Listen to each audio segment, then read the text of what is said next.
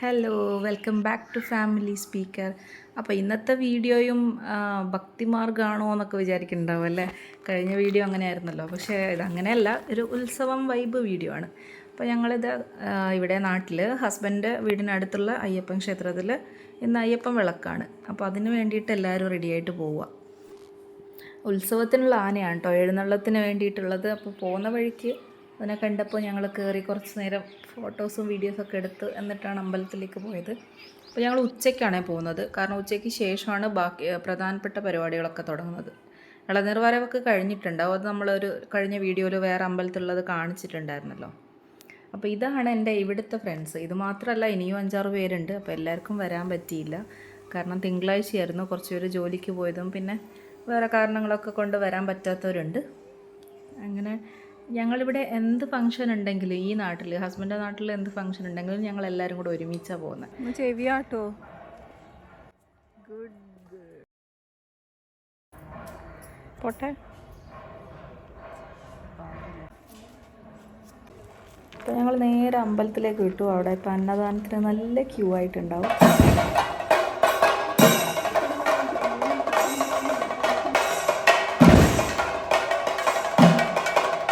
അങ്ങനെ പോയ ഉടനെ തന്നെ ഞങ്ങൾ അന്നദാനത്തിനുള്ള ക്യൂ നിന്നു. എന്നിട്ട് ഒരു വഴി കയറി വേറെ വഴിയാണ് തിരിച്ചിറങ്ങുന്നത്, കാരണം നല്ല തിരക്കായിരുന്നു. വന്ന വഴി തിരിച്ചു പോകാൻ പറ്റില്ല, അത്രയും ആൾക്കാരുണ്ട്.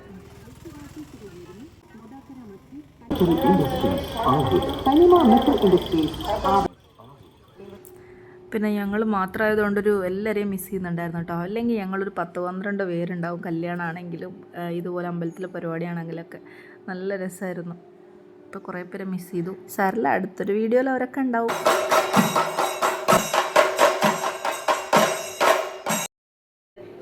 ഇനിയിപ്പോൾ അമ്പലത്തിൽ നിന്ന് വേറൊരു ഗണപതിയുടെ അമ്പലത്തിലേക്ക് പോകും. തെരു ഗണപതി അമ്പലം എന്ന് പറയും, അവിടത്തേക്ക് പോകും. എന്നിട്ട് അതിന് ശേഷം അവിടെ നിന്ന് എല്ലാവരും കൂടെ താലപ്പൊലി എല്ലാം കൂടെയാണ് ഘോഷയാത്രയായിട്ട് നാട് ചുറ്റി ഈ അമ്പലത്തിലേക്ക് തന്നെ തിരിച്ചു വരുന്നത്. ഇവിടുന്ന് പുറപ്പെടുന്നതിന് മുന്നേ ഒരു പാലമരത്തിൻ്റെ കൊമ്പ് മുറിച്ചിട്ട്, ചെറിയൊരു കൊമ്പ് മുറിച്ചിട്ട് സ്വാമിമാർക്ക് കൊടുക്കും. ആ ഒരു ചടങ്ങാണ് കാണുന്നത്.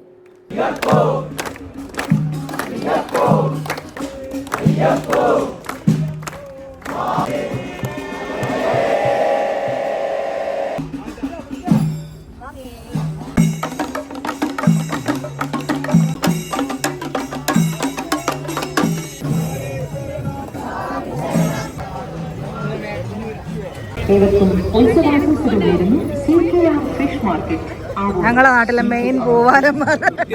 ഇതൊക്കെ ഞങ്ങൾ എല്ലാവരും അടുത്തടുത്ത വീടുകളിലുള്ള ആൾക്കാരാണ് കേട്ടോ. ഇനിയിപ്പോൾ എല്ലാവരും കൂടെ അങ്ങോട്ടേക്ക് പോകും, ഗണപതിയുടെ അമ്പലത്തിലേക്ക് പോകും.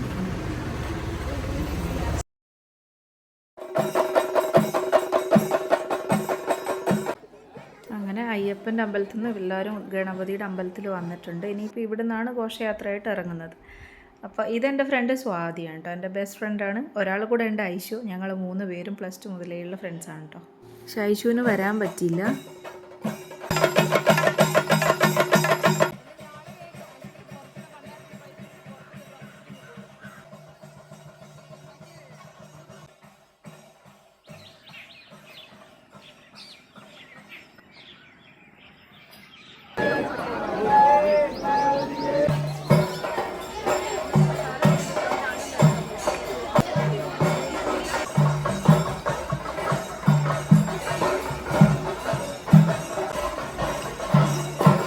പിന്നെ നമ്മുടെ വാവച്ചിയും ഫ്രണ്ട്സൊക്കെ ഉണ്ട് താലപ്പൊലി എടുക്കാനായിട്ട്. എല്ലാവരും റെഡിയായി എത്തിയിട്ടുണ്ട്.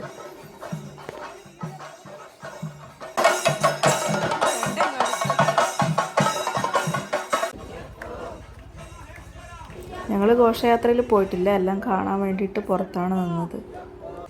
അങ്ങനെ ഘോഷയാത്ര പുറപ്പെട്ടു. ഇനിയിപ്പോൾ ഈ പ്രദേശം മൊത്തം കറങ്ങി രാത്രി ലേറ്റാവും അമ്പലത്തിലെത്താൻ.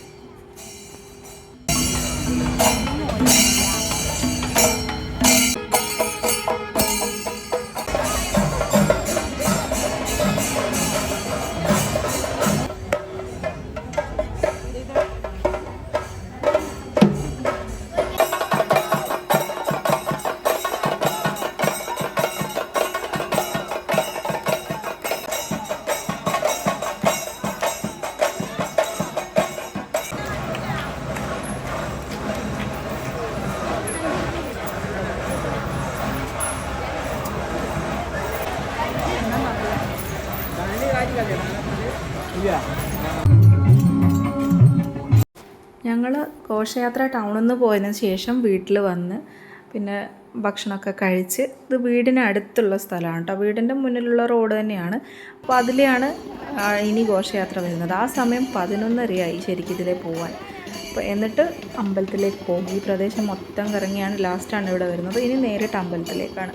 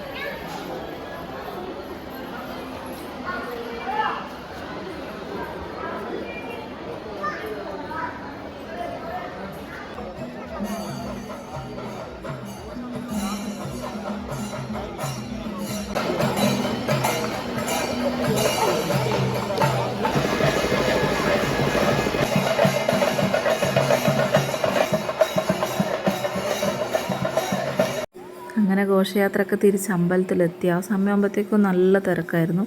ഇനി ഇത് കഴിഞ്ഞിട്ട് വെടിക്കെട്ടുണ്ട്. അത് കഴിഞ്ഞ് കനലാട്ടം പോലെ ഒരു ആചാരമുണ്ട്, ആഴിതട്ടൽ എന്നാണ് പറയുക. പക്ഷെ ഞങ്ങളതിന് നിന്നില്ല. അതാകുമ്പോഴത്തേക്കും പുലർച്ചയാവും. ഇപ്പോൾ തന്നെ 1 മണിയായി. അന്നു വന്നിട്ടുണ്ടായിരുന്നു കേട്ടോ വൈകുന്നേരം ആയപ്പോൾ. അപ്പോൾ 1 മണിയൊക്കെ ആയപ്പോൾ ഞങ്ങൾ തിരിച്ച് വീട്ടിലേക്ക്. ഇത് അയ്യപ്പൻ വിളക്കിൻ്റെ തലേദിവസം രാത്രിയാണ്. അതും കൂടെ ഇതിൽ ഉൾപ്പെടുത്താമെന്ന് വിചാരിച്ചു. മെഗാ തിരുവാതിര, പിന്നെ കലാമേള കണ്ണൂരുള്ള സംഘം അവതരിപ്പിച്ച അതൊക്കെ ഉണ്ടായിരുന്നു. നല്ല പരിപാടിയായിരുന്നു കേട്ടോ.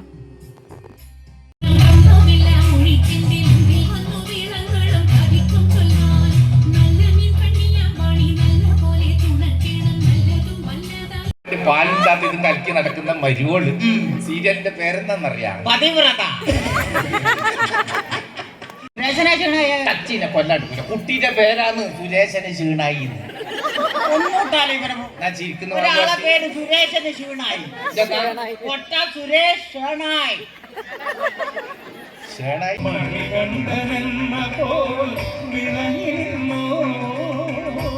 ശ്രീ കതിവന്നൂർ വീരൻ തന്റെ ജീവിത കഥയിലൂടെ ഭാരതീയ സങ്കല്പത്തിൽ പുരുഷനൊപ്പം തന്നെയാണ് സ്ത്രീക്കുമുള്ള സ്ഥാനവും അതുതന്നെയാണ് അർദ്ധനാരീശ്വര സങ്കല്പവും.